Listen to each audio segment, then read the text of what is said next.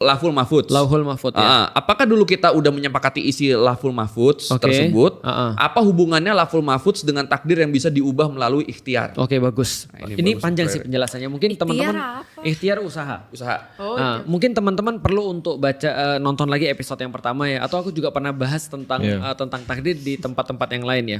Nah, hanya saja gini, dia langsung bilang, udah gak ada yang mau lagi. Iya, kok sekalinya Ustadz Felix yang ngomong gak digituin, udah antum Artinya kalau kita lihat Lauhul Mahfudz itu sama seperti aktivitas Allah tadi. Atau itu adalah sesuatu pengetahuannya Allah. Allah cuma mau bilang aja bahwasanya semua daripada yang kalian lakukan sudah tertulis semua di Lauhul Mahfudz. Itu adalah konsekuensi maha taunya dia. Karena sebagai Tuhan dia gak mungkin gak tahu dong tentang sesuatu. Tapi tidak berhubungan dengan apa yang bisa kita pilih.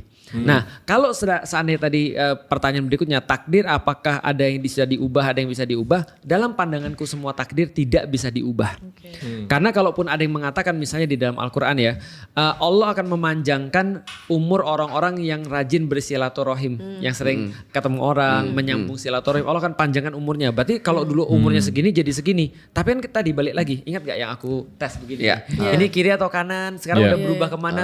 Karena kita gak tahu awal dan akhirnya, kita gak bisa nebak-nebak. Jadi menurutku ketika Rasul mengeluarkan hadis yang seperti itu cuma untuk anjuran kepada kita untuk memperbanyak silaturahim supaya kita lebih banyak rezekinya atau lebih panjang umurnya, kira-kira kayak begitulah. Nah itu adalah anjurannya aja, bukan pembahasan tentang kayak tadi.